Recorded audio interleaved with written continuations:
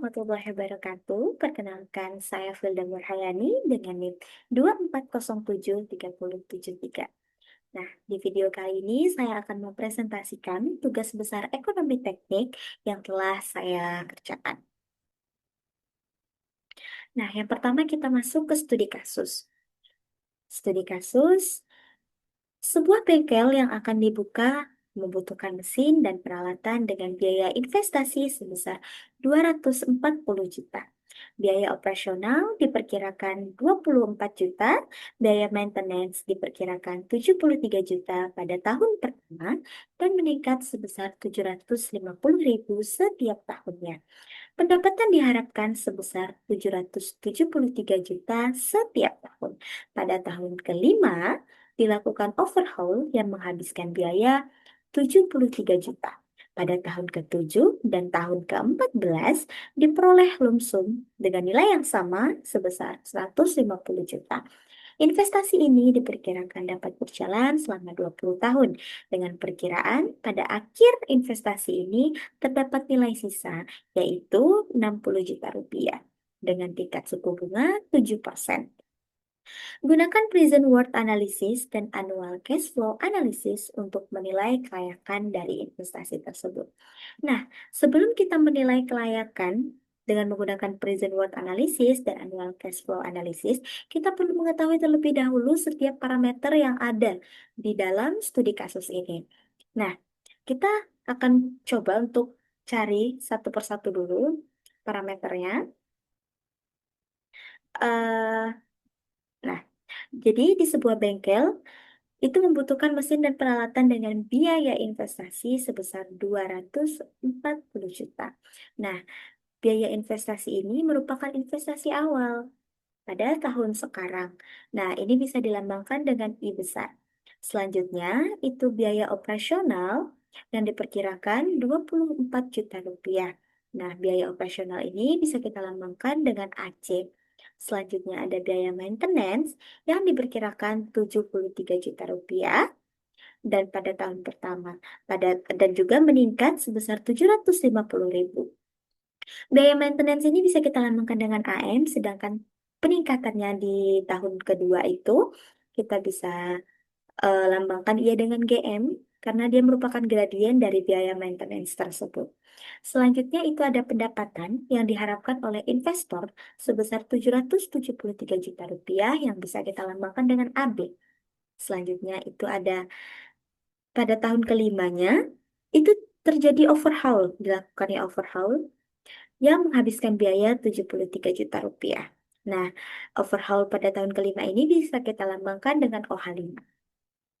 Selanjutnya pada tahun ke-7 dan juga tahun ke-14 itu diperoleh lumsum dengan nilai yang sama yaitu 150 juta. Maka bisa kita lambangkan dengan LS7 yang pada tahun ke-7 dan juga LS14 yang pada tahun ke-14. Nah, investasi ini diperkirakan dapat berjalan selama 20 tahun. Jadi investasi yang dilakukan dengan biaya investasi awal 240 juta ini berjalan selama 20 tahun. Jadi N-nya itu adalah 20 tahun. Nah, itu dengan perkiraan di akhir investasi ini, di tahun ke-20 ini ada nilai sisa dari investasi tersebut yang bernilai 60 juta. Nah, tingkat suku bunganya adalah 7%. Di sini kita harus menentukan apakah dengan semua parameter ini, apakah dia layak atau tidak. Kita bisa menggunakan present worth analysis terlebih dahulu, lalu selanjutnya kita menggunakan annual cash flow. Nah, ketika kita sudah selesai dan sudah mengetahui setiap parameter yang ada di dalam studi kasus ini, kita akan menuliskan satu-satu setiap parameternya di slide berikutnya. Akan saya jelaskan lagi. Nah, ini merupakan parameter yang tadi kita bahas. Ini ada I, yaitu investasi awal, biaya investasi awal. Ada AC, yang merupakan biaya operasional. Ada AM, biaya maintenance. GM, gradient maintenance. Ada AB, pendapatan setiap tahun. OH5, overhaul di tahun kelima. LS7, lumsum di tahun ke-7. LS14, lumsum di tahun 14 dan ada SV itu nilai sisa dari investasi pada akhir investasi tersebut. Dan juga ada N atau lamanya investasi tersebut, dan juga ada I, yaitu tingkat suku bunga. Nah, kita tulis seperti ini ya rekan-rekan ketika sudah kita ketahui setiap parameter yang ada di dalam studi kasus tersebut. Nah, selanjutnya kita membuat cash flow diagram atau diagram arus kas. Nah, di sini kita buat terlebih dahulu garis yang ini dari present atau dari nol yang menunjukkan tahun sekarang sampai ke tahun terakhir yaitu 20 tahun setelahnya. Nah, di tahun sekarang itu yang di tahun nol ini atau tahun sekarang itu adalah I, di mana dia mengeluarkan biaya investasi sebesar 240 juta. Nah, selanjutnya di tahun pertama itu ada AC yang sama garisnya sampai tahun terakhir, tahun ke-20, yaitu biaya operasional yang ia keluarkan sebesar 24 juta. Yang garis kedua ini itu merupakan biaya maintenance yang juga sama dari tahun pertama sampai ke tahun terakhir. Nah, itu sebesar 73 juta. Nah, selanjutnya, nah si biaya maintenance ini kan mengalami gradien ya, mengalami kenaikan. Itu terjadi di tahun kedua. Ini ada panahnya. Di tahun kedua itu naik sebesar 750.000 atau 0,75 juta rupiah sampai di investasi ini selesai di tahun ke-20. Selanjutnya itu ada pendapatan yang juga dari tahun pertama sampai tahun terakhir itu sama. Pendapatan setiap tahunnya adalah 773 juta rupiah. Nah, kemudian dia mengalami overhaul di tahun kelima sebesar 73 juta rupiah. Jadi overhaulnya ada di tahun kelima. Ini ada garisnya. Ya, selanjutnya itu diperolehlah lumsum pada tahun ketujuh. Lumsum di tahun ketujuh ini bernilai 150 juta. Kemudian di tahun ke-14-nya ia dapat lumsum lagi sebesar 150 juta juga sama dengan nilai di tahun ketujuh tadi. Tapi hanya terjadi di tahun ketujuh dan tahun ke-14. Nah, di akhir investasinya ini tadi, dia memiliki nilai sisa sebesar 60 juta. Jadi SV-nya sebesar 60 juta atau nilai sisa dari investasi yang ini tadi yang 240 juta. Nah, ini merupakan diagram arus kasnya. Diagram arus kas dari studi kasus yang sebelumnya telah kita bahas juga. Nah, jika sudah membuat seperti ini, selanjutnya kita akan masuk ke formula ya untuk perhitungan. Nah, yang pertama itu ada formula sederhananya. PW, ini yang pertama ada present word analysis dulu ya. Ini PW sama dengan min I, bentar, PW sama dengan min I, min AC, min AM, min GM, plus AD karena dia profit ya, karena dia positif nilainya. Karena dari sini itu dia mengeluarkan uang, sedangkan yang plus ini berarti dia mendapatkan uang. Terus dia mengeluarkan lagi uang untuk overhaul di tahun kelima, lalu dia memperoleh lagi lumsum di tahun ke 7 dan tahun ke-14. Nah, dan juga yang terakhir dia memiliki SV yang senilai 60 juta tadi, yaitu nilai sisa dari seluruh dari investasi awalnya tadi. Gitu. Nah, selanjutnya kita ke formula lengkap. PWA atau Present Worth Analysis sama dengan min I, min AC, karena kita ingin dia dipresentkan di tahun sekarang gitu. Jadi kita menggunakan P per A dalam I dalam N tertentu. Nah, begitu juga dengan yang AM dengan rumus yang sama. GM karena dia ininya G ya, gradien. Jadi kita di sini juga pakai G, gradien, dalam I tertentu, dalam N tertentu. Dan juga AB, masih dengan rumus yang sama, dan seterusnya. Kalau yang OH5 ini, atau overhaul pada tahun kelima ini, dia P per F, karena dia ini di masa yang akan datang, kita ingin dia dipresentkan seperti itu. Nah, jadi seperti ini rumusnya ya. Tapi ini juga tergantung dengan apa saja parameter yang ada di dalam studi kasus kita. Jadi ini tidak selalu tetap, tapi kita bisa misalkan dia setelah gradien kenaikan nilai maintenance ini, dia bisa overhaul dulu. Jadi bisa dikurang overhaul dulu, baru ditambah dengan pendapatan, bisa jadi seperti itu. Jadi tergantung dengan studi kasus kita juga.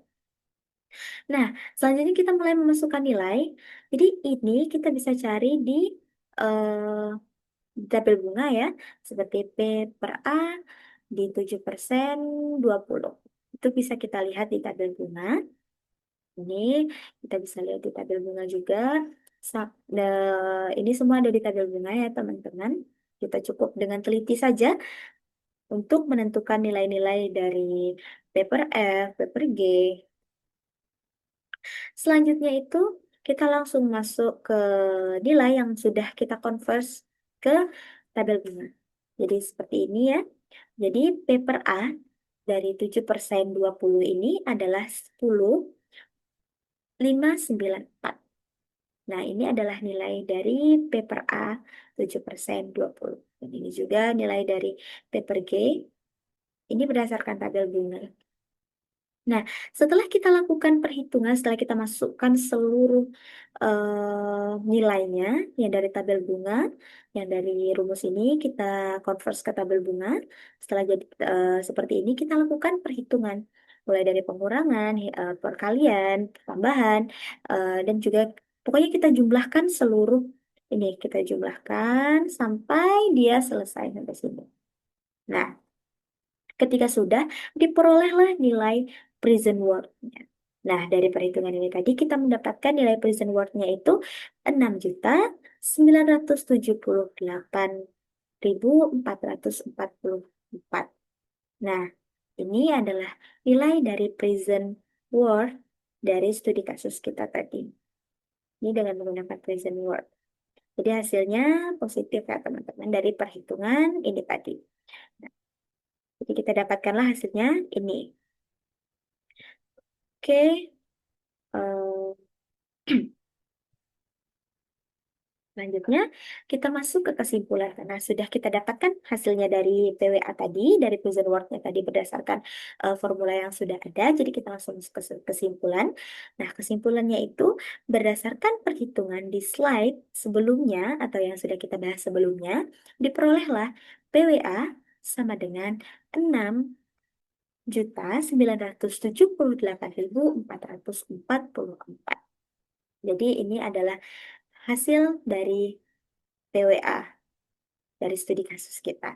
Nah, jadi PWA-nya tadi kan bernilai positif, yang berarti investasi tersebut layak untuk dilakukan karena ia menghasilkan keuntungan. Nah, jadi jika nilainya positif, nilai PWA yang kita dapatkan dari perhitungan dari formula yang telah kita bahas tadi itu adalah positif, maka dia layak, teman-teman. Tapi kalau nilainya negatif berarti dia tidak layak.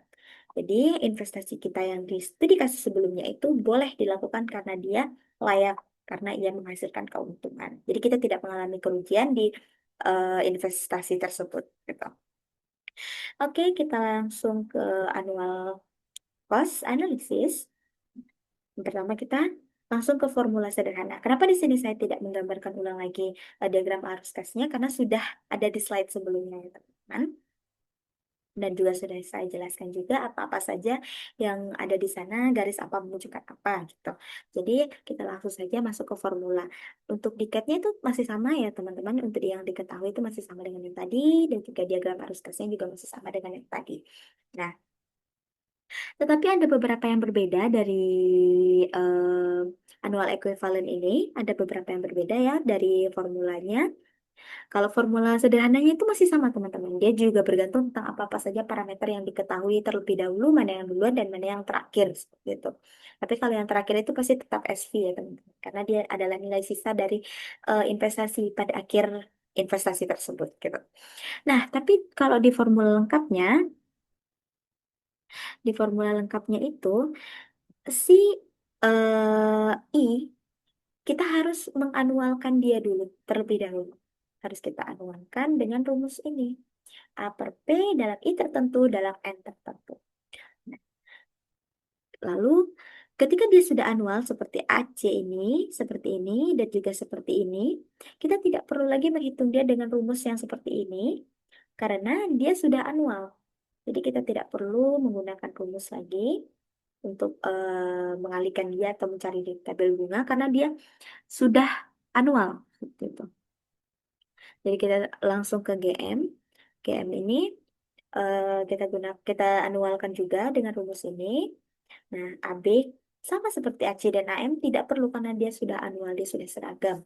Nah, yang OH ini kita harus mempresentkan dia terlebih dahulu. Maaf, menganualkan dia terlebih dahulu. Tapi kita menggunakan rumus ini dulu terlebih dahulu. Kita presentkan dulu dia, baru kita bisa menganualkannya dengan rumus ini.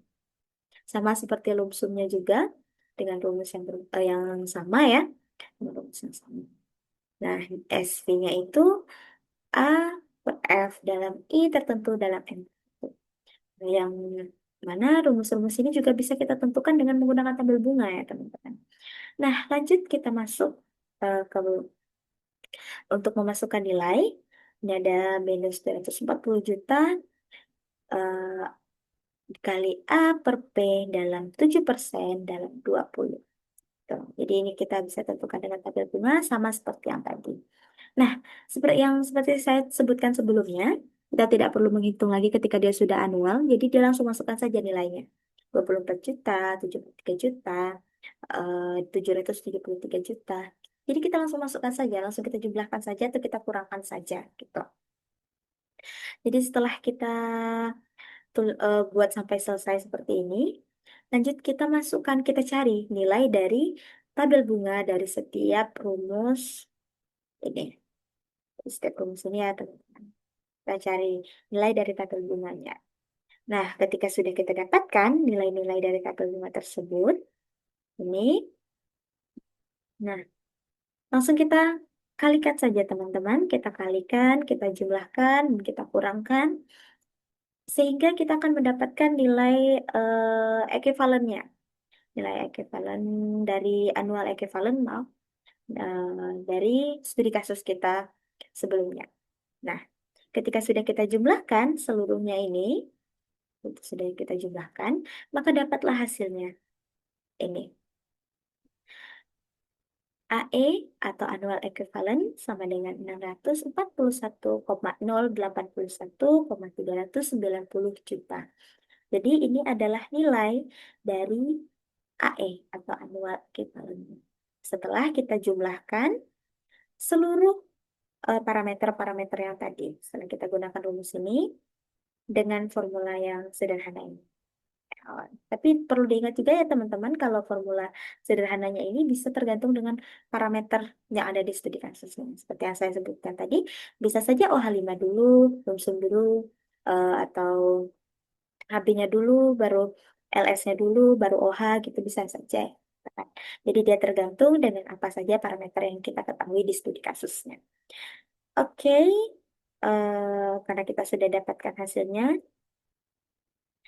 selanjutnya itu kita masuk ke kesimpulan dari annual cash flow analysis ini ya.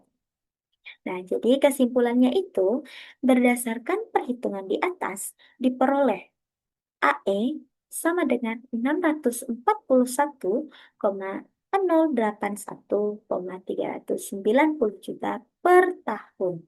Yang artinya proyek investasi ini layak dijalankan karena menghasilkan nilai tahunan yang positif.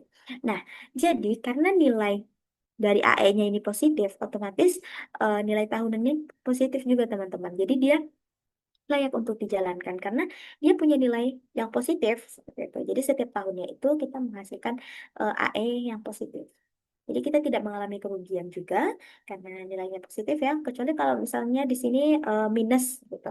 Itu kita berarti kita tidak layak untuk menjalankan investasi tersebut karena dia akan membuat kita mengalami kerugian teman-teman karena investasinya tidak layak seperti itu. Nah, jadi eh, kalau dia positif itu sudah dipastikan kalau investasi itu layak dijalankan karena kita akan mendapatkan keuntungan seperti itu. Nah, baik. eh, Dengan selesainya perhitungan kita di annual cash flow analysis tadi, maka selesai pula video yang dapat saya presentasikan. Saya paham dan saya sangat mengerti kalau saya juga masih dalam tahap belajar ya. Jadi mungkin kalau misalkan saya ada salah dalam penyampaian atau dalam perhitungan atau dalam kata-kata saya selama saya presentasi barusan, saya meminta maaf dengan yang sungguh-sungguh sekali dan saya juga mengucapkan terima kasih karena sudah menyaksikan video ini dan saya minta maaf sekali lagi jika terdapat kesalahan karena sejatinya saya juga masih dalam tahap pembelajaran, jadi harap dimaklumi gitu. Insya Allah saya akan belajar lebih-lebih lagi insya Allah. Baik, kalau begitu saya Filda Murhayani pamit undur diri. Wallahu muwaffiq ila aqwamit thoriq. Wassalamualaikum warahmatullahi wabarakatuh.